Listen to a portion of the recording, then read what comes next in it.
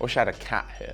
Emery spells it out. Sanches' Bayern Nightmare comes to an end. Bury could face extinction. We've got a transfer roundup and your Friday feels all coming up in the next few minutes. As I'm your host, Matt Frodak, you are the Onefootballers, and this is the Daily News. First up, and Unai Emery has said in no uncertain terms that Shkodran Mustapha and Mohamed El Neni are not wanted at the club. This actually makes a change from managers beating around the bush, not quite saying what's on their mind, when really he's come out and made the situation known so they can go out and find themselves new clubs. He basically said that last year when they weren't playing, they weren't exactly the most positive force in and around the dressing room because they weren't happy. But when it comes to the point that you're a negative influence in the changing room, things have got to change. Obviously, David Luiz coming in and Dani Ceballos coming in mean that for Mustafi and for El Neni, there's not really too many opportunities in the Arsenal team, so it would be best that they leave the club. Mustafi seems to have taken all the force of late when it comes to discussing Arsenal's defensive problems. In the end of last season, he did have a few shocking matches, but he's still a German World Cup winner and still a half-decent player.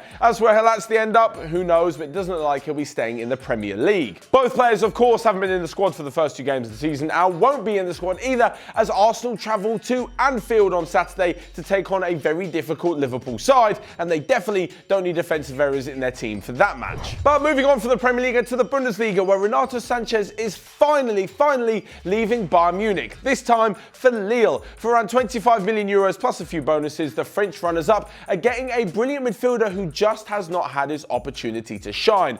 After being a brilliant youngster, he was signed by Bayern Munich in 2016, the same year that he won the Golden Boy Award. In fact, he was the first Portuguese player to win that award. I know what you're thinking, there's an award that Cristiano Ronaldo didn't actually win. Anyway, after that, things kind of went downhill. He didn't really get the opportunities at Bayern, and when he did, he didn't show himself as a top player. Certainly not a player who was worth a 35 million euros up front for them to sign him from Benfica. A loan deal to Swansea did nothing for his confidence or his playing time either, and even though Paul Clement said they could turn him into a world beater, that just did not happen in the Premier League. At Bayern Munich, he said so many times that he wanted to leave, but Bayern have had to hold on to him because they have had a thinning squad in the last few seasons. Now it looks like they've brought in enough players to finally let him go, and he will be testing his luck in Ligue 1. Of course, he's still only 22 years old, so there's loads of time for him to turn his career around, and I'm sure that he will do that and show signs of the early potential which sought Bayern Munich to pay out for him in the first place. And next up, away from the transfer news, and it's not exactly the happiest story, but I feel like it's something we should bring to light because it's an absolute disgrace that with all the money in football today, this kind of thing has happened.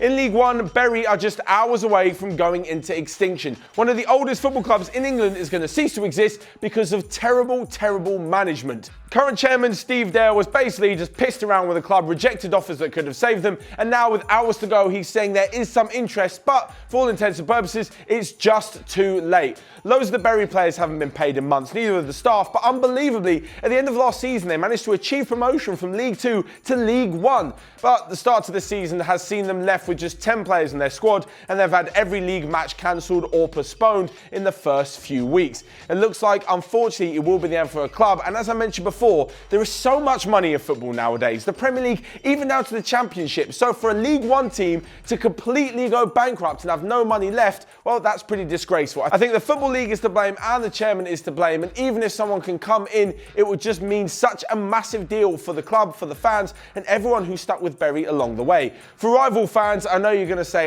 they don't really care about other teams, but at the end of the day, this is the sport that we all love, and I'm sure that every single team in the Football League and around England would love for them to stay because it provides more competition and it provides more fun for everyone on the weekend. It's just a shame to see with all this money a club going out. Hopefully, at the last minute, someone will be able to push something through and they can get their deadline extended, but it doesn't look too promising at the moment. So I know a few of you are going to be wondering how this can affect the league system. Well, if Bury do go into extinction, then League 1 will be completed with 23 teams this year, and only 3 will get relegated to League 2. The regular 4 will come up from League 2, but only 1 will get relegated, so it does change things for a few other leagues.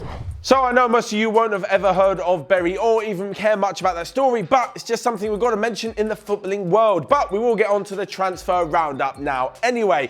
As for Chelsea left-back Kennedy, he's seeking permanent options to leave the club. Takefusa Kubo, the Real Madrid Japanese startlet, has joined Mallorca on a season-long loan. Spurs defender Yang Vertonghen looks set to sign a new deal which could keep him at the club for another 2 years. And Leicester City's midfielder Adrian Silva has signed to Monaco ahead of a medical for a season-long loan deal. So lastly but not least, because it's Friday, we have Friday Feels. This is where you guys leave your predictions for the weekend's football in the comment section down below, and we review a few of them on Monday. It can be any result, any footballing action from any league. You guys just let me know. So what I'm going to go for is 3 games this weekend, and because Serie A is back, I'm going to go for Juventus to sneak a 1-0 win away to Parma. In the Bundesliga, I think RB Leipzig will take Frankfurt down 2-0, and in the massive game I mentioned before at Anfield, I think it's going to be a cracker, and it's going to be Liverpool 2, Arsenal 2. A fantastic draw for Arsenal. So there you have it. Let me know all of your thoughts on Friday Feels and the rest of today's daily news in the comment section down below. Whilst you're down there, you can smash the like button and click here or here to check out all of the other videos we've got going on OneFootball. But until next time, have a great weekend, and I will see you guys Monday.